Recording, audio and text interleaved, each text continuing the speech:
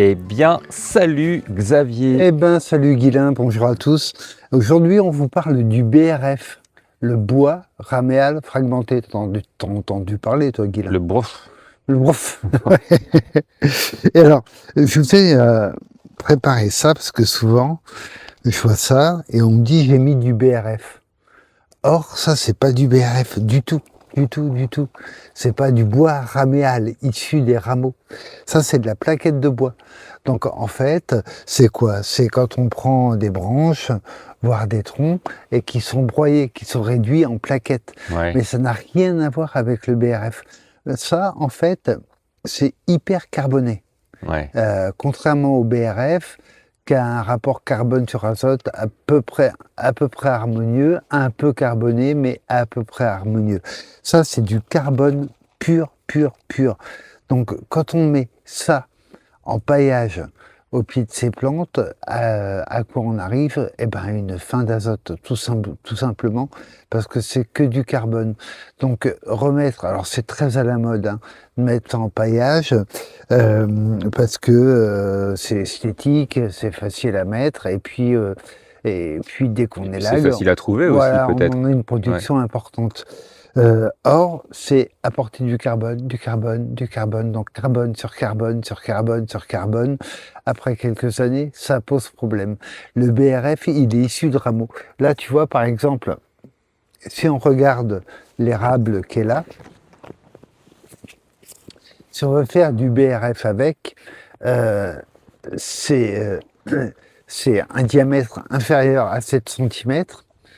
Au niveau des branches, et 7 cm, c'est une norme plus forestière, hein, d'ailleurs, que réellement agronomique. Donc ça, c'est non.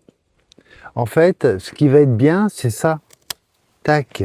Voilà, et on coupe en petits morceaux, on broie tranquillement. Et ça fait du Et BRF. ça fait du BRF. Pourquoi? Parce que c'est les rameaux. Ce qui a vu le plus de lumière. Donc c'est en fait ce qui permet d'avoir Un peu d'azote dedans, un peu de verre de encore. verre, Ouais. voilà. Donc tu as de la lignine, de la cellulose et le grand coup de génie du BRF, pourquoi c'est si bon pour nos potagers, c'est parce que quand on fait son compost soi-même, il y a un élément qu'on n'a pas, c'est la lignine qui est colonisée par les champignons. Or, de la lignine, on en a dans les jeunes rameaux. Et voilà pourquoi ça fait tellement de bien. En fait, on s'aperçoit que seuls les champignons nourrissent et véhiculent la matière minéralisée, c'est-à-dire la matière organique qui a été transformée pour être accessible aux plantes, et donc ramener une vie fongique dans son sol, c'est vraiment excellent. Donc voilà, on fait le BRF avec les rameaux et pas les branches collinaires comme on peut voir là. Et si on n'a pas de broyeur, Ah, alors ça me fait penser à un vieux dicton, c'est si on n'a pas de broyeur et qu'on veut faire du BRF, eh ben, ça me fait penser à cette phrase, bah, je ferais bien une omelette au lard si j'avais du lard, mais comme j'ai pas d'œufs, voilà. Et c'est vraiment ça, quoi. Donc non, il y a quand même quelques astuces. On va pas s'amuser à tout couper au sécateur, hein, ce serait beaucoup trop long. Néanmoins, sur du jeune rameau, du déchet de taille de haie, etc., on sait qu'on peut passer un coup de tondeuse, par exemple, tout simplement, parce qu'il faut fragmenter un peu pour que les champignons et les bactéries puissent attaquer assez rapidement cette matière. et ça peut se trouver dans le commerce, le BRF?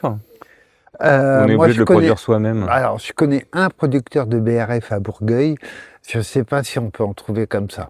Ouais, les particuliers, Non, il n'y en c'est a pas pas. dans les magasins de bricolage, Ça me dit dans la rien. jardinerie. Ouais. Après, ça s'explique aussi parce qu'on recommande donc de broyer à la chute des feuilles. On essaye d'éviter d'avoir trop de feuilles. Et le broyat se stocke pas de manière évidente. Quand on doit stocker son BRF, on fait des andins qui dépassent pas 1 mètre de haut Ah, sinon ça en fermente, longueur. non? Sinon ça chauffe, ça Ouais, ça échauffe chauffe, ouais. beaucoup, hein.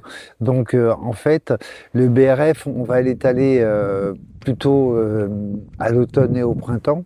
Il y a deux manières de l'employer. On peut l'utiliser soit en couche fine, de 2 cm et juste un petit coup de griffe pour l'incorporer. Attention, sa décomposition est aérobie, elle demande de l'oxygène. Si vous l'enfouissez, ça devient anaérobie et ça fonctionne beaucoup Ça se moins bien. décompose beaucoup Donc, moins bien. voilà, le BRF, quand est-ce qu'on le fait? On le fait plutôt à la chute des feuilles et on essaye de soit le mettre en andin qui n'excède pas 1 mètre de haut, soit de l'étaler directement. Mais il se stocke pas de façon hyper évidente. De toute façon, si on veut faire du vrai BRF, on n'est pas obligé d'acheter des gros broyeurs. Les petits qui prennent des petites branches, ça suffit. Hein. Bah oui, puisque c'est vraiment de la petite Puisque branche, c'est le et principe, donc ouais. la taille de haie, c'est vraiment génial quoi, pour Ouais. ça. Ah oui. Donc voilà, si vous avez besoin d'un engin trop puissant, dites-vous que vous broyez des branches probablement trop grosses pour faire du BRF. Encore une fois, la limite, et c'est une limite forestière plus qu'agronomique, on la met à un diamètre de 7 cm, ce qui est quand même pas beaucoup. Ouais. Alors, très bien pour faire du BRF, la taille d'arbre fruitier. Là, c'est un ashi, une sorte de poirier japonais.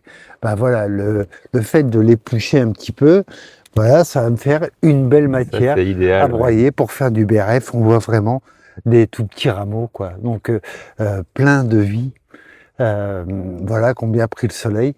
Donc ça va être nickel. Alors, un arbre un petit peu particulier, ils sont plusieurs comme ça, mais avec lequel on peut faire du BRF, c'est le charme, qui est dit marcescent.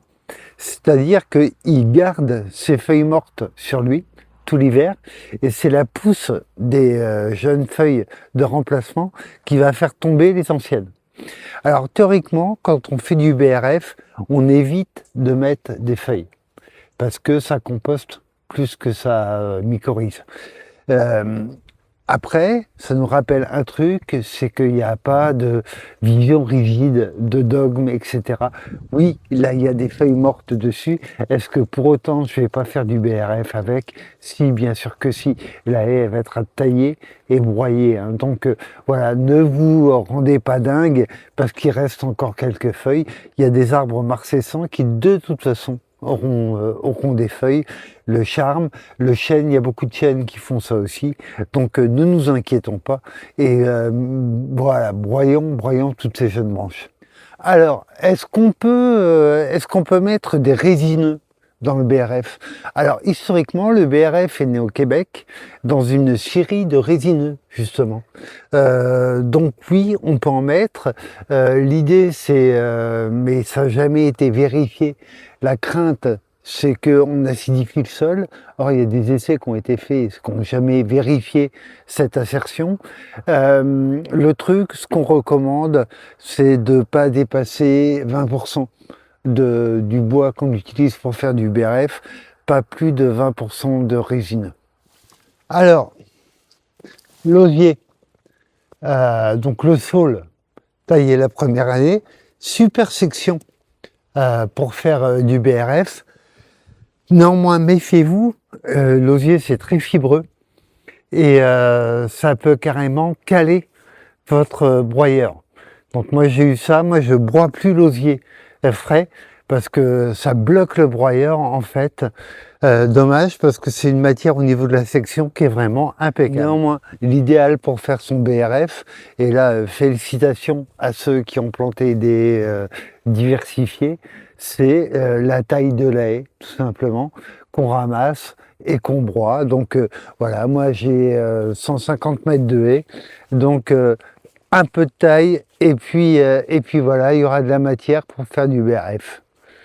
Donc allez-y, surtout valorisez cette matière-là et félicitez-vous d'avoir planté non pas du thuya, enfin du faux cyprès, du faux thuya, du cyprès pour faire vos haies, mais vraiment des arbres diversifiés. Ça fait une super matière à amener au potager. Bien, merci Xavier, à bientôt. Et ben voilà, BRF. BRF, bref.